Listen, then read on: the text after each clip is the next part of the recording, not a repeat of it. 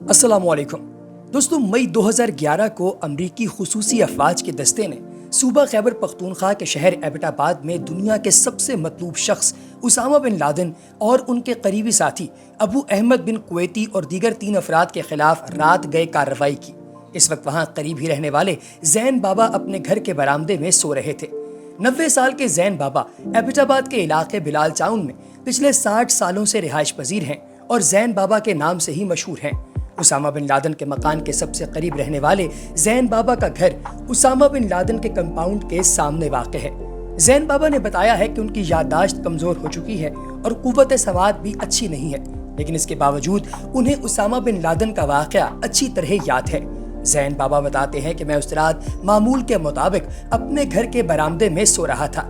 ये एक गर्म और अंधेरी रात थी। बिजली गायब थी कि यकायक कोई रात 12 बजे के करीब हेलीकॉप्टर की आवाजें सुनाई देने लगीं। वो मेरी घर के छत पर परवास कर रहे थे। उन्होंने कहा कि ये कोई 3 हेलीकॉप्टर्स थे, जिनमें एक डबल परों वाला था, बाकी दूसरे हेलीकॉप्टर थे। इस दौरान परवास करते हुए एक हेलीकॉप्टर कोठी की छत पर रुका था, जिसमें से वहां पर फौजी उतरे थे। दूसरा हेलीकॉप्टर मेरी जरखेज जमीन जहां मैंने आलू काश्त किए हुए थे वहां उतरा था, जबकि तीसरा हेलीकॉप्टर मेरे घर के बिल्कुल करीब खाली प्लॉट पर उतरा था। इस दौरान एक हेलीकॉप्टर सहन के ऊपर आया तो ना जाने क्या हुआ कि एकदम दरख्तों में तेजी से गुजरता हुआ कोठी की दीवार के पास जाकर टकरा गया। जैन बताते हैं कि बाद में उन्होंने सड़क पर दौड़ने की आवाजें सुनी। इस दौरान फौजियों ने मेरे घर के गेट को भी खोलना चाहा, जबकि छत से भी बूटों की आवाजें आ रही थीं। इस दौरान बकिया फौजियों ने कोठी के गेट को तोड़ना चाहा, जिसमें वो नाकाम रहे। इसके बाद उन्होंने हैंड ग्रेनेड फेंक कर गेट तोड़ डाला। जैन बाबा के मुताबिक कुछ फौजी अंदर चले गए और कुछ बाहर रह गए। अंधेरे की वजह से मैं सही से देख नहीं सका कि वहां हो क्या रहा था, लेकिन बूटों की आवाजों से पता चलता था कि वो तीसरी मंजिल पर पहुंच गए थे, जहां 2 कमरे थे। इन कमरों में खातीन और बच्चे होते थे। मैंने औरतों और बच्चों की चीखों की आवाजें सुनी थीं। इन चीखों की आवाजों ने काफी ज्यादा परेशान किया था, लेकिन आहिस्ता आहिस्ता वो चीखें भी मध्यम हो गई थीं। जैन बाबा बताते हैं कि इसके बाद दोबारा बूटों की आवाजें आना शुरू हुईं। फौजियों ने हेलीकॉप्टर में बैठना शुरू कर दिया था, लेकिन उन्होंने जाते जाते अपना एक हेलीकॉप्टर खुद तबाह किया था। वो अभी उड़े ही होंगे कि पुलिस मौके पर पहुंच गई, जिसने चारों तरफ से लोगों को हटाना शुरू कर दिया था। कुछ ही लम्हों के बाद फौज भी वहां पर पहुंच गई, जिसने जख्मियों को निकाला और वहां पर अपनी चौकियां भी कायम कर लीं।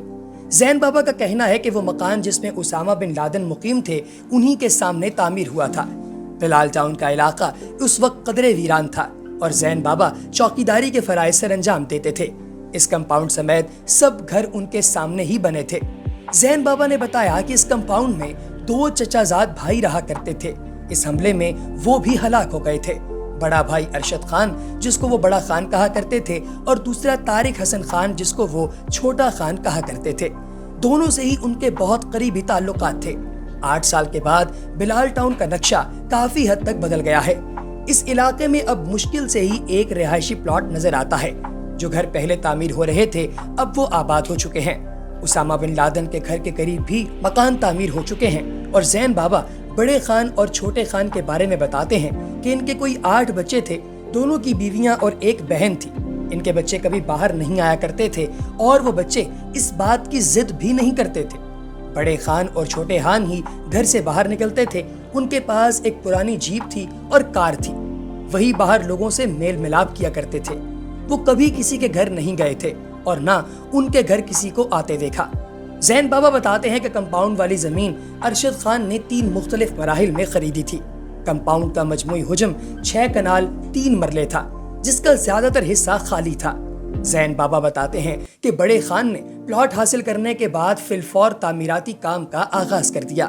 दीवारें अभी 4 फुट की हुई थीं कि एक दिन बड़े खान ने ठेकेदार, मिस्त्री और मेरी मौजूदगी में कहा कि मुझसे बहुत बड़ी गलती हो चुकी है, मैंने हुजरा भी बनाना था।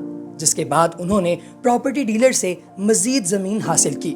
इस जमीन के साथ सवाबी के एक डॉक्टर की भी 3 कनाल की जमीन थी। बड़े खान ने उनसे राब्ता करके वो जमीन भी खरीद ली थी। 1.5 साल तक तामीराती काम के बाद ये कोठी मुकम्मल हो चुकी थी। जब तक कोठी का काम चल रहा था, बड़े खान और छोटे खान ने अपने बाल बच्चों को यहीं मुकीम नहीं किया था। उनके बच्चों के आने से पहले तक हम लोग कोठी में जा सकते थे, लेकिन बच्चों के आने के बाद खान बाबा ने हमें आने से रोक दिया था। कहता था कि पर्दे का मसला है। बड़े खान ने अपनी कोठी की दीवारें 12 फीट ऊंची बना रखी थीं और दीवारों पर खारदार तारें भी लगाई हुई थीं। वो कहता था कि उसकी बहुत दुश्मनियां चल रही हैं, इस वजह से उसने ये इकदामात लिए हैं। मिस्मार की गई कोठी के प्लॉट पर मुख्तलिफ मकामात की तरफ इशारा करते हुए खान बाबा ने बताया कि वहाँ कौन कौन से कमरे थे। कहाँ एक तरफ हुजरा, माल मवेशियों के लिए बाड़ा था, और बताया कि पूरी कोठी में से आने जाने के लिए रास्ते बनाए गए थे।